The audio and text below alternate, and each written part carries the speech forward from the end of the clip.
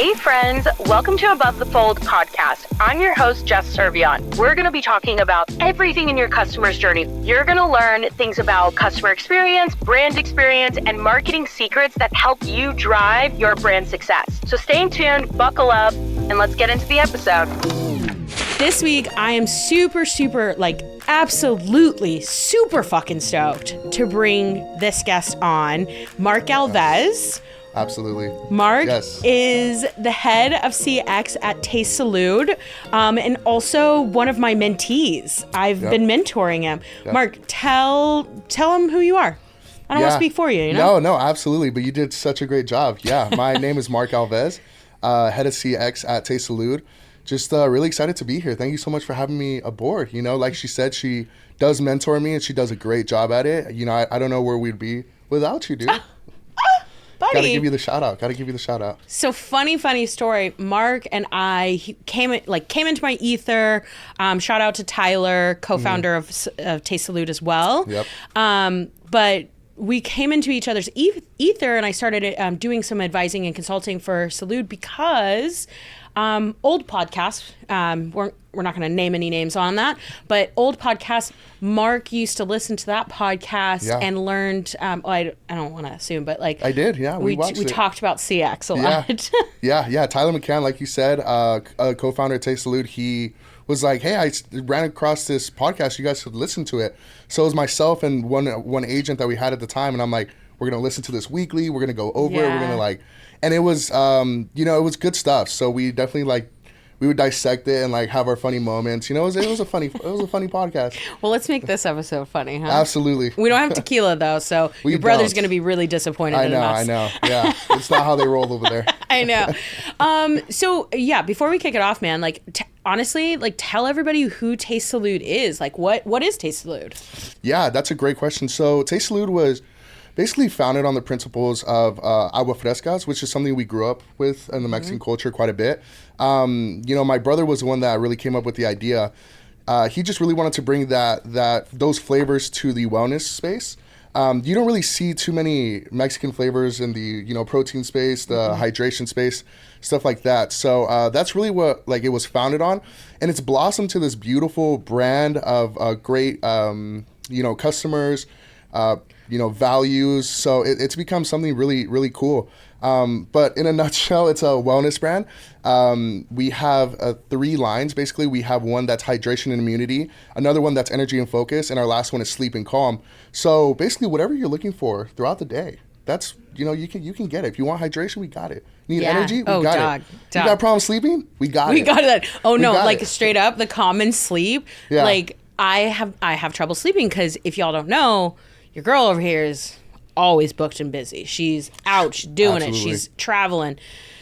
Too much. Anyway, but I really have a problem sleeping. So I've been taking the common sleep, the honey and lemon. My favorite one. I know, it's so good. Heat it up. Yes, that's the only way to do it. Shooketh. Yeah, I've had to do it just at tempered water, and it's not the same. It doesn't hit the same. No, warm, you get to sip on it. You relax, you get you warm. Oh yeah, every night. I don't miss. I know. When I share it with other people, I'm like, listen, you can only do this hot because if you do it warm cold water, you're gonna hate it. Yeah. You know what I mean? You're gonna absolutely hate it. Yeah. And don't underestimate it. I've underestimated it before. When we were trying out different flavors, Tyler had sent me one of these samples. And I was like, I want to try this right now. He's like, no, don't do it. You're gonna fall asleep. It's the middle of the day. And I'm like, I got this, bro. I took it. And maybe an hour later, I'm sitting at my desk just whoa. I'm like, okay, you know what? Yo, I'm going to have to log off. Let me take a nap really quick. How to get a quick nap in. No, it's good stuff. It's good stuff. I know, shoot, man. Well, okay, switching gears a little bit. Let's talk about customer experience stuff. So this podcast is really all about not just customer experience, but brand experience. And this is specifically why I wanted to have you on, because I think Salud does have a really dope brand experience. This is going to be a little bit of an episode of hyping it up because Salud's it's bumping, man. Really good content, everything. But let's focus in on customer experience in particular, right? Mm-hmm. So you've been there since the beginning. Yeah. 3 months after they started. Yeah. So, how did you guys in the beginning Like, tell me a little bit of that story, because I think it was Tyler and Josh like dealing with tickets, and they were like, "I need help." yeah. It's just so tedious. You know, they're trying to start a company. They're trying to run everything. You know, at the beginning, it was 3 of them. It was Josh, Tyler, the founders, and they didn't have. He wasn't an employee, but they had another, you know, an outside consultant, and it was just them. And I think they had one design guy. His name Kevin Burke. Shout out to him. And I think that was it. But they were like outside, so it was basically just Josh and Tyler, and they were wearing so many hats of content, answering tickets, answering DMs, looking at comments, trying to like, you know, get everybody involved. Getting all the fans involved, you know, liking every comment, so many channels. So, and I was doing real estate at the time, and it was going really good. But it was kind of just like, can you hop on and help us out? You know, an hour a day. And at that, it was barely like an hour. It would be like 4 people reached out. They had a problem with the order, that it was, you know, a shipping issue. And little by little, it just grew every day. It was just more and more tickets. And I think by already 4 months into me being there, it was already like a 4 or 5 hour, you know, day. Yeah. So it was kind of like really quick transition from like, can you help us out, to like, oh, I'm like, this is almost a full-time job already. Yeah. You know? Well, I think that's really interesting because, and I want to hit on this because I think a lot of our listeners aren't just CX leaders. They're also like marketers or even like operators, right? So you started in real estate. Mm-hmm. You started in real estate, and then you kind of like fell into CX, right? Yeah. So I'd love to hear from your perspective of like, all right, I fell into CX, but like, you know, why do you vibe so hard with it? Like, why do you love it? Yeah, good question. Before that, I actually worked at Angel Stadium as a bar back, which is basically just a bartender's assistant. You love the Angels. I love the Angels. You love the Angels. I even have an Angel sweater here with me. I'm surprised I don't have my Angel hat. I love them, man. I love them. So I started there, and I mean, it was a dream job. I got to watch the game for free and carry kegs. It was like very like bro, like kind of vibing with the bartenders. And I would see how the bartenders would interact with customers, and I kind of learned that was the start of me wanting to help people out and just make them laugh or make them smile. Just because the bartenders, you know, I mean, of course they have that personality. They want the tip, you know. So, but I just learned how they would talk and different ways of talking. Some people would be you know, they would be jokes, you know, other people would like be fun facts, things like that. It'd be, you know, all over the place. And then it transitioned into a supervisor role, and same thing, just helping people out. Then after that, it was target customer service. So I've done customer service in the past, just never customer experience on a brand like this. But falling into it, I'm very thankful. The opportunity I was given, the role I can play now is really cool. You know, getting to meet people like you and everybody else in the CX space has really just been very beautiful. We have a really good, like a really good community. Oh yeah. At CX, everybody's very like uplifting. There was even like a Discord that you put me in. I've never seen so many positive people. You know, just like, hey, I need help with this, and immediately, you know, helping with this. People have said, hey, I'm looking for a job. You know, people will find them a job. It's really cool to like to see that community. Yeah. Well, I think what's really cool about the customer experience community and like just leaders, operators, like all of this in this space is that everybody just like really wants to gas each other up. Like, I think we're all very like empathetic people. Like, you're naturally an empathetic person, right? And so I think we just all kind of want to like look out for each other. Yeah. And I think I've taught you this, but I think a lot of people look at customer experience as just customer support, but really customer experience is like, yes, it's like taking care of the customers, but it's also making sure they come back. There's so many facades of customer experience that like we're in lightweight marketers too. Yeah. I would say we're like junior marketers in a way, you know? For sure. Yeah. And I think that the paths in customer experience also, you can go from like CX to retention to growth to whatever it is. Like Ari Murray, she's I think you've interacted with her. She's at Sharma Brands, right? Chief Growth Officer. So she's like a CX homie because she started in CX too. And and then now look, she's a Chief Growth Officer, right? Wow. That's I know, awesome. Like those pathways are so important. Yeah. So go ahead. I didn't mean to cut you off or anything, but the biggest one for me too that I was shocked was sales. Oh, yeah. Customer experiences, you can find a lot of sales in that channel. Oh, dog. Did not know that. If you nurture, or if you like set up the right channels, so like no names, but like we have like bots like on websites, right? Like you can put So like this, granted, is like more of a technical piece and less of the human piece, but like you can put like a bot, an AI bot onto a PDP page, and if somebody is like sitting there for 1-2 minutes, like you can like create this like CX experience, little pop-up, little pop-up, and like rather than it just being like, oh, get me 10% off, it's like, no, how can I help you and convince you to buy, right? And then on the other side of it too is like you get conversations that come in. And if you're agents, and I think the Salud team does a really good job of this. Shout out to Elizabeth and Priscilla. Absolutely. Of having conversations and that lead to sales. Yeah. Right? Yes. It's like, oh, you have a product inquiry. Okay, tight. Like, let me help you like with making that right decision. Yeah. Right? Yeah. And I just think that's really important. I think like sales and CX is really important. I completely agree. And like you said, shout out to Elizabeth, Priscilla. They do such a good job of that. I've seen conversations where somebody reaches out about a question about one product, and we're telling them about that product, and we're telling them about our others. We're telling them about our other lines. Trying to inform, but also trying to promote as well. Yeah.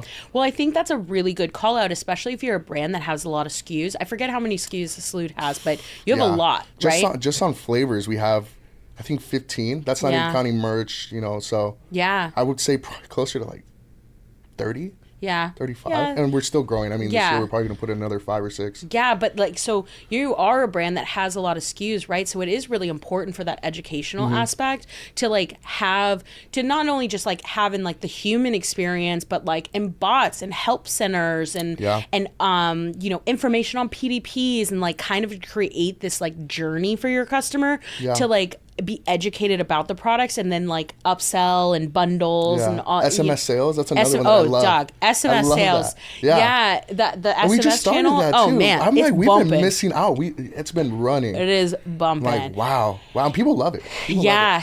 So SMS sales is another channel too. Like we did that at Feastables actually. Oh really? Okay. Well, we didn't use like the tool we're talking about. We're trying to be tool agnostic over here. Okay. But we didn't use that tool, but we had a bot that we put behind the phone number. So the text phone number was 69420. Wow, who thought of that one? Not me. I remember. Listen, I'm kind of old, funny. So like I remember being like, "Dang, that's funny." That's pretty funny. Clever. Okay, yeah, smart. But we put, at first there was like that human experience that was definitely behind the SMS channel, but then we started getting so many messages, that I had to go out and like build a bot and put it in that channel. But the point is though, is that like having that conversation in that channel is like, goes to show you, dog, like these are all like CX isn't just support. CX is the experience that your customer has across multiple channels, right? And that could be community, that could be in customer support, that can be in SMS. There's so many places that CX is involved in. I thought it was always just customer service. We're just here to help you out with your order, and it's, I mean, gosh, from where that was, and when you came in and was like, why are you guys calling it customer service? It's customer experience. Now, when people say, so you're in customer service, I'm like, no, don't you dare. Don't you customer dare. Experience. He would never be that rude. You would never. Never. But no, like, I know, I hear you though. It actually does bother me, and it still bothers me to this day. And I get it. Like, don't get me wrong. Like, I understand that, like, customer service, customer support is just a function of a customer experience. But like, if you think about your customer as having an experience with your brand, with your company, whatever it is, right? It just opens up and shifts your mentality in like so many different ways about who your customer is and how to service them. Service is a part of it. But like, I think when we started working together, I mean, it's got to be almost a year now. Almost, yeah. We're about to hit a year. Yeah. So it's got to be almost a year that we've like started working together, and like, and I remember that, like you were customer service manager, and I was like, y'all got to change the customer experience. But what I also noticed between the team though, because this is exactly what I was talking about, shifting your mentality to think of it as like an experience rather than support shifts the culture within the company too. Yeah. Because the CX team on Salud, thinks about it of like, oh, this is affecting my customer's journey. Let me feedback loop this to other places, right? Yeah. Like you're dealing with that, dealing with an issue right now with your 3PL. Yeah. And it's not even just that we're losing money on it, because that's one thing, but it's also messing up the customer experience. And we've had customers reach out that are very understanding about it, but others that are like, you know, what's going on? And, you know, I'm a little disappointed. That's worst case scenario for customer experience. So no, absolutely. Because I mean, your brand also, because you're like a wellness brand, right? It's like you get this one shot. Yeah. This one shot with them to be like, okay, I'm going to try it, but I want to keep having this in my house. Yes. Yeah. You know? Do I want to reorder every 15 to 30 days? Right. You know, and to create, to live up to that, it's, you know, it takes hard work, you know? So yeah, that first initial order is crucial. Yeah, no, absolutely. And like, you don't, and again, that's like a part of the journey, right? Yeah. Okay, so I have questions for you as just like a CX leader, you know, what resources have you found that have been really helpful? And like, you can't say podcast, like you can't say the stuff about like us hanging out, right? I just meaning like I want you to talk about a little bit of the program that you're doing with the agents with reading books. Before Jess came on, like I said, it was myself and another agent, and we were still kind of figuring it out. You were still kind of just managing. I like to say we were playing defense. You know, we were never playing on the offense of like going out and helping customers and like creating that experience on the website or help links, articles, or nothing like that. But when we were doing that, we were just listening to podcasts and we would do seminars that a CRM, they like to do these seminars. So we would always do that. But when you came on, I remember the first book you assigned me was Making of a Manager. And I read it and we went through it, and I loved the book. I mean, big shout out. I don't know who the author is, but I think it's Julia Zhug. Something like that. We'll put it in the show notes. Yes. But this is a really good book. If you are an operator or junior or even still a leader, like, and you're high up, like Making a Manager is a really good book of like how to function with a team and like, what do you do? Yeah. Yes. And after that, I had such a great time with it. As soon as you came on as well, we had just hired another agent, Priscilla.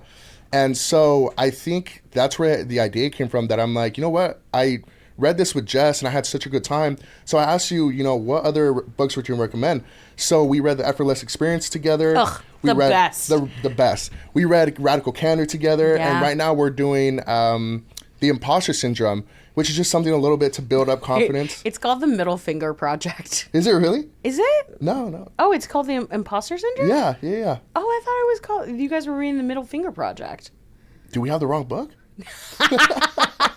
Might have the wrong book. No, we'll figure that out. Put that in the show notes. But, yeah, we just started that, so we're like, you know, 2-3 chapters. It's a small book though. It's 120 pages, but reading what it's about, you know, on the back of the cover, you can see that it's, you know, to build up confidence. And you know, I think even myself sometimes, I feel like I was thrown into the role and still trying to figure it out. So being a manager there, it's just like, I guess sometimes my confidence isn't the best, but I have to pretend that I'm very, very confident most of the time, and make decisions that I'm probably not comfortable with, but I have to make the decisions, you know? Yeah. So I think even for me, it's going to help me out.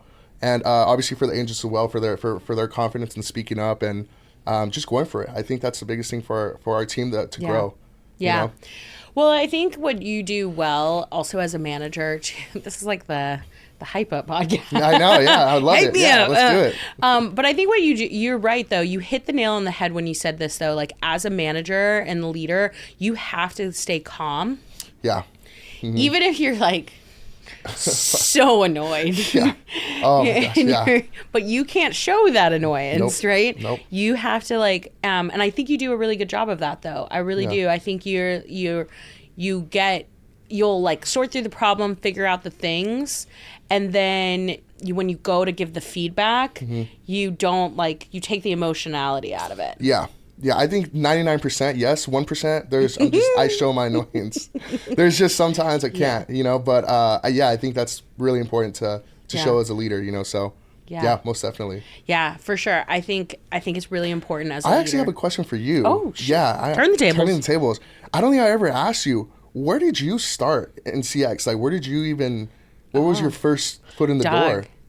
Okay, this is a really funny one. I think this is a part of the podcast too. But I went to art school. So I went to art school. Then I wanted nothing to do with it. So then I started working at a bank and I did this. I also, I was a personal assistant. Oh, okay. I was terrible at it. Really? I was really bad at that. Was it were you personal for a celebrity or no, it's just like a couple in like San Francisco. Okay. I was so bad at it. But this is actually a really good story to tell because I was really bad at that. So then I actually left it and I thought I wanted to go work in offices. Okay. So I became an office administrator. Okay. So I was doing like office and admin, management, like all this stuff after college, right? I was also terrible at that. Okay. I was absolutely... I can't imagine you being terrible at these things, but wow, okay. Well, this goes to show you, okay, so here's the thing, man. I was terrible at these two jobs because they're so detail-oriented. And at the time, I was really young. Yeah, I know. I was really... That's you. You are detail-oriented. No, it's because I got fired from the office job. So you learned. You live and learn. I got fired from this office job, and they basically were like, listen, lady, you are not good at this job. And I'd be like, oh, why am I so not good at this job? And I'm like, oh, and they're like, there's just little details that you just don't got a good attention to detail for. And I was like, oh, man. So anyway, I remember crying, right? I remember crying about I was really young. I was like early 20s at this point, okay? So I remember like being really upset about it. And but from that moment on, I did change. And so the story that I'm telling you, this portion of the story is like, you don't have to be so set in your ways. Right? Yeah. You like don't have to be set in your ways, and like there could be like a pivotal moment in your life where you're just like, oh man, like I gotta be different or whatever, right? Yeah. And that was that moment for me. So like I got fired from this office job, and then at that point in time, I think I went back to banking or something, and then like I don't know, I had like a series of all sorts of other jobs, and then I like ended up in the travel industry. Then I worked in tech. Like, dude, you were everywhere. I mean, I'm old. You don't think this? You're not that old. It's the Botox, okay? Like I'm old, all right. So then I worked in like tech because I lived in the Bay Area, like all this stuff, right? And then I went from customer service oriented jobs. Like I worked in as a bank teller and like a personal banker, all this stuff. Or I also had retail jobs when I was younger too. And then when I worked in tech is actually when I flipped in the customer experience piece of it. Oh, okay. Because then we started calling it customer experience. Yeah. And so one of those pivotal moments was actually I was working at this travel tech company and I got hired on as the travel operations manager to manage the travel support team. Mm-hmm. This is also where I learned about outsourcing and BPOs and all of this stuff, right? But then because the company was kind of shifting and growing and doing stuff, they asked me to take over the product support team. But I knew which is funny because you probably think I have all this technical knowledge. Mm-hmm. I learned it. That's all. Yeah. I learned it all from when I took over this product support team. Yeah. So I was tasked at this time with so I was a travel operations manager. I was given this title of CX manager and to take over the travel support side and the product support side. So then product support individuals would know how to support travel and vice versa for travel to product, right? Mm-hmm. And so creating a holistic customer experience because otherwise if I'm in your tool and I'm getting travel support and the tool's not working, then I got to flip you over to the product support person. Yeah. That's so friction, right? That sucks. So anyway, so that was my task. That's how I ended up in customer experience. And then I had a series of other jobs. All customer experience? All customer experience of tech world. Mm-hmm. But how I ended up at Feastables is because I actually moved to Chicago on a whim. Okay, so I moved to Chicago on a whim. Uh-huh.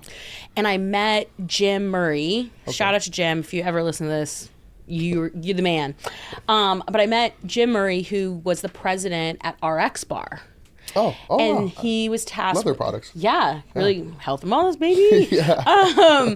So he was tasked with starting Feastables, and So there's no competition there, competing? Oh, no, he left for RX Bar. Oh, got it. Okay. So I left RX Bar, and then he was, and then got brought on to Feastables. Yeah. And so I worked with Jim, and then I also worked with Tom Melcher, who was COO of RX Bar and at Feastables as well. Anyway, and it was us, and then like some other people. We had a CMO that came on, Ben Acott, and like some other people, right? Katie, Josie, like core team, right?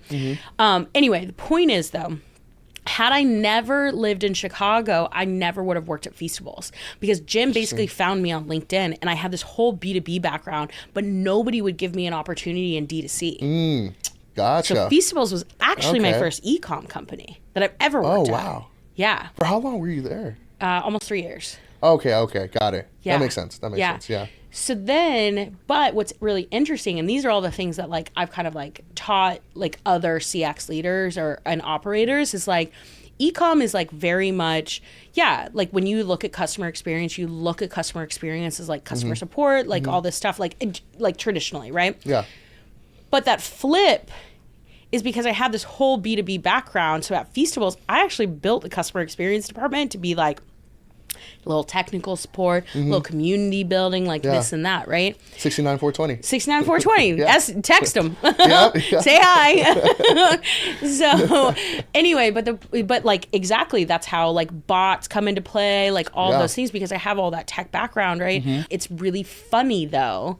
It's like absolutely really funny that like I have this huge B2B background and nobody gave me an opportunity. Yeah. Missed out. Dog, you missed out. Now I get to mentor this guy. Yeah, I know, right? Yeah.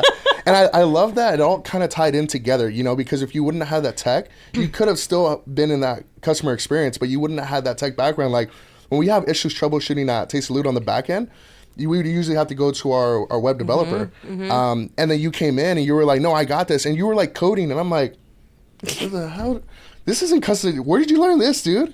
I was like, I missed that. And yeah, even like running our giveaways, you're like in the back end there too. I'm just like, so now I understand where that came from. That was, you know, that was basically your job. But I think it's really important to point out to the audience, like I know like this episode is a little bit of like hyping each other up, right? But I think what's really important about like talking about like me mentoring Mark and Mark like learning a lot of things here is that a lot of the things that like I've taught you isn't just the basics of like, even when we went into the help desk and like reconfigured it, right? Yeah. You know, like you learned, like I taught you how to be like, okay, let's go make a robust help center because we want to answer the questions before they become questions. You learned also like anytime there's like a problem solving, and this is just like to say out loud to like other leaders or other departments who are working with like customer experience, take the time to teach them to do the things. Yeah. Right? Yeah. So like, you know, the giveaway software, right? Taking the time to teach you how to utilize that tool means that now you're going to go and build upon that, right? Yeah. Even though you were seeing all this weird coding stuff that I was doing. Sense. No sense. And now it still doesn't make too much sense, but it's getting better. ChatGPT will help you. ChatGPT. I love ChatGPT. Shout out ChatGPT. We shout them out. Yeah. I think somebody asked me the other day, what's the biggest tool? And I said the CRM, and now I'm just like, should have said ChatGPT. I know, Doc. I use that thing 20, 30 times a day. You know, as a CX person, right? Like, or no matter like what you're in, I think it's really important to like always grow and learn new stuff, right? Yes. Don't just take the tech that you get. Yeah. Learn. Yeah. Or stop learning at where you were. Going back to when I first started, Tyler taught me what he knew, but not everything in the CX space. But even that's not his forte, but he taught me as much as he could. And me thinking this is a part-time, I'm just helping them out. I was like, why would I learn more stuff? And it wasn't until like I was a couple months in that they were like, hey, like maybe we want to put you on a full-time role. I'm like, oh, am I even ready for a full-time role? I haven't learned any more than what Tyler's taught me. So that's when I started actually learning and doing like online seminars and hearing other people, watching the podcasts. And yeah, that's when I wish I could have studied more from the beginning. I could have like taken more classes. I could have done other things. But yeah, I would say that's the best advice. Learn it, you know, like keep learning. Try to be better. And even talking and networking with people, seeing what they're doing. I think we met with, I don't know if we're allowed to say brand names, but we met with the head of customer experience at Jackson. Yeah. And she had she was great. She had a lot of insight for us and things like that. It's just meeting with people at these seminars. And I know we have an upcoming event where it's good for networking. I won't say the event. I don't know if I can say the event. Grow? Yeah. me say it. Oh, grow. Yeah, grow. It's fine. Yeah, grow we later. don't know when this is airing anyway. I know, right? Exactly. So we went last year, and you introduced me to a lot of people that I still I'm in contact with. Yeah. And we've considered some of even the companies that we've met there to work with. So. Well, I think that's the really important part here, right? Going back to what we were also saying about the CX community is like people, it's not even just CX. Like I would honestly say like it's the e-com community too. It's like we're all here to like gas each other up and like and help each other. And I think it's so important to like network with people, be a part of communities, continuously learning because what you were doing yesterday is going to completely change today, right? Absolutely. Think about it. Think about ChatGPT. Changed everything. It changed everything. Yeah. Right? Yeah. Any things that you don't things that, oh my God, this is actually a really good story. When you're having to write, stern letters. Yeah. To Amazon resellers, Amazon resellers. It was perfect, and ChatGPT, and it worked. We actually just this week that we found out that all of them are gone. So that it really took power, So, but that's my point. Is what you knew yesterday and today are two different things. Yesterday we did not have ChatGPT, right? Yeah. And now you're utilizing this to empower your job. You're essentially in this instance, you utilize AI to help empower you. Yeah, and it writes everything for you. I know. It does all the work for you. Not all the work. I can't tell you how many resumes I've looked over that it has where you're supposed to put says put your first name. Stop. And it actually has it in the parentheses. No. So I'm like, you went on ChatGPT, downloaded this, sent it in your resume, and you forgot to even just put your items. It has the what it's called. There's a name for it. But it's in parentheses your name, and then sincerely, and then it even had at my last job title, and I was just like, you didn't even look over this. You just went copy and paste. So it doesn't do everything. You got to do a little bit of work. I know. Yeah. What okay, that's really funny. What do you think? I just am curious about your opinion. What is your opinion about AI for CX agents, to help them, on the back end, not on the front end with the customer, Do you have a fear of them not replacing words, or would you feel like you would want to use something like that? Yeah. One of our agents actually, she loves ChatGPT to send work emails. So even in Slack, she doesn't use it that much, but and I've never really seen her mess up with anything like that. Even answering to customers, she's used it, but I went over with them. I'm like, I don't mind that you guys use a tool because I think it helps to answer for customers. Just make sure you